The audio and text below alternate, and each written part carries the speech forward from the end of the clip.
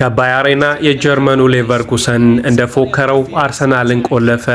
የመድፉ ማብሪያ ማጥፊያ ሶኬቱንም የቶፕ ገኗና የጥንካሬ ምንጭ ኮርናውንም ለ89 ደቂቃ አጥፍቶ የዘለቀው የሌቨርኩሰን የተዋጣለት እንቅስቃሴ በማዱክ የተሻረ ዮከሬስን ቀይሮ በገባው ከሃቨርት የፔናልቲ ጎላቸው ሆነ። በጨዋታው እንደፈዘዘ የተቀየረው ቡካዮ ሳካ ለውጦ ወደ ሜዳ የገባው ኑኖ ማዱኬ ያቻ ውጤት ተጽዕኖ ፈጣሪ ሆኖ ታየ። ከጠበቀው በላይ ፈታኝ በነበረው ጨዋታ እንደ ልማዱ የቆመ ኳስ ሲያጣ የጎል መንገዱ የሚጠፋው የማይክል አርቴታ አርሰናል ሌላ የመጫወቻ ማጥቃት ሐሳብ እንዳጠረው ጨዋታው ባቻ ፈጸመ።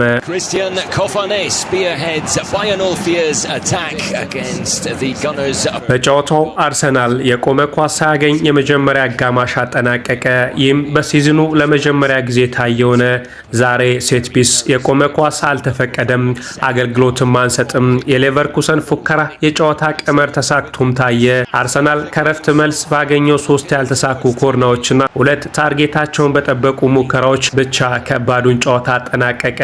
መድፉ ለኤምሬትስ የመልሱ ፍጥጫ ውጤቱን አመቻችቶ ተመለሰ።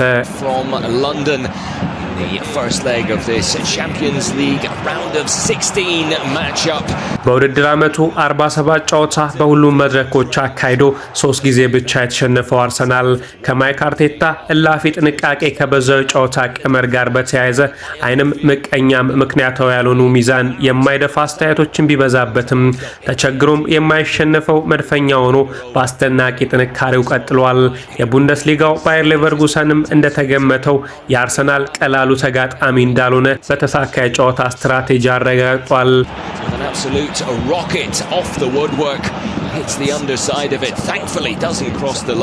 አሁን ጥያቄው ከባያሬና የአርሰናል ማብሪያ ማጥፊያው ሶኬቱንም የመድፍ ዋና ጥንካሬ ምንጭ ኮርናውንም አጥፍተው እንደፎከረው የተሳካለ ሌቨርኩሰን ኤምሬትስ የመልሱ ጨዋታ መድፈኛው መንደር ይደግመው ይሆናል የሚለው የሚጠበቅ ይሆናል። በመጀመሪያው ጨዋታ ግን ሌቨርኩሰኖች ተሳክቶላቸዋል ለማለት ያስደፍራል። ምክንያቱም ቶፕ ዘገነርን ሜዳ ላይ አጥፍተው አምሽተዋል። በቻምፒዮንስ ሊጉ ምንም ሽንፈት ያልቀመሰው አርሰናል ጋር በዚህ ውጤት ማጠናቀቃቸው ትልቅ ብቻ አይደለም ከስኬትም ባሻገር ቢሆን እንጂ። ለመልሱ ጨዋታ የሚካኤል አርቴታው አርሰናል ምን ያዘጋጃል የሚለው ከወዲሁ የሚጠበቅ ይሆናል። ኮርና ባሻገር ግብ ማግባት የተሳነው የማይክል አርቴታ አርሰናል አሁንም በእንደዚህ አይነት ያጫወት ዘይቤ ከቀረበ ምናልባትም ለሌቨርኩሰን እጁን እንዳይሰጥ ይሰጋል።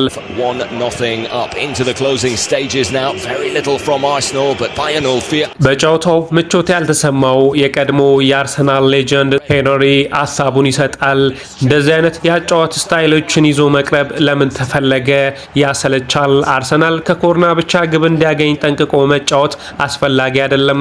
ምክንያቱም ደግሞ እንደዚህ አይነት ከዋክብቶችን ይዞ አጥቅቶ መጫወት ያልተቻለበት ምክንያት ለምንድነው ሲል ሐሳቡን በማይክል አርቴታ ላይ ይሰነዝራል። ከጨዋታው የተገኘው ትልቁ ድል የእንግሊዝ ክለቦች በሙሉ ሽንፈት ሲከናነቡ አርሰናል ግን 1-1 ተጋርቶ ወጥቷል።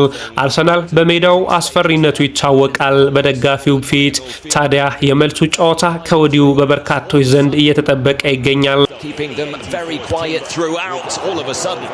አሁን ላይ አርሰናል ከየቦታው የሰላ ትችት እየደረሰው ይገኛል። ሚካኤል አርቴታም ትችቶችን አላዳምጥም ብሏል። ምናልባት እነዚህ ሁሉ ትችቶች ተዳምረው አርሰናል ከዋንጫ ከራቀ ለሚካኤል አርቴታ ከባዱ ጊዜ ይሆናል ተብሎ ይታሰባል። ጆኖቤ ሚካኤል አርሰናል ሊጉን ቢያሸንፍ እንኳን እንደ ሻምፒዮን እንደማይቀበላቸው ገልጿል። አይ አልቀበላቸውም፣ ምክንያቱም ለእኔ ይህ ማጭበርበር ነው። የፕሪሚየር ሊጉን ዋንጫ ለማሸነፍ የተጠቀሙበት ያለው መንገድ ማጭበርበር ነው። ስለዚህ እንደ አሸናፊው እውቅና አልሰጣቸውም። ምክንያቱም ለኔ ጨዋታቸውን የሚያሸንፉበት መንገድ ህገወጥ ነው። የፕሪሚየር ሊጉ አካል ከዚህ ሳምንት ጀምሮ ይህንን ድርጊት ካላቆመ በስተቀር ነገሩ ህገወጥ ነው። እንዲህ ያለ ነገር በእግር ኳስ ውስጥ ማየት አንፈልግም ሲል ሐሳቡን ይሰጣል። በርካቶች እነዚህ ትችቶችን በሚካኤል አርቴታ ላይ እያስተናገዱ ይገኛል። ሚካኤል አርቴታ ግን ለ4 ዋንጫ ፉክክር አሁንም ከደጃፍ ላይ ይገኛል። ምናልባትም ትችቶች ቢበዙም ሚኬል አርቴታ ዋንጫውን ካነሳ ጨራረሱ ላይ እውቅና ቢሰጠው እንጂ ማንም ስለ ትችቶቹ ደንታ የሚሰጠው አይኖርም። ነገር ግን እነዚህ ትችቶች በስተው አርሰናልን ከዋንጫ መንገድ ካዘናጋ የሚኬል አርቴታ የመጨረሻ ዓመታቶች የስቅ ይሆናሉ ተብሎ ይታሰባል። አርሰናል ላይ የበዛ ትችት ቢሰነዘርም ጉዞውን ግን እስካሁን ያስቆመው የለም። ማዱኬ እንዳለው ከመሸነፍ አቻ መውጣት የተሻለ ነው ብሏል። በቀጣይ ጨዋታ በሜዳችን የተሻለውን አርሰናል እናስመለከታለን ሲልም ቃል ገብቷል።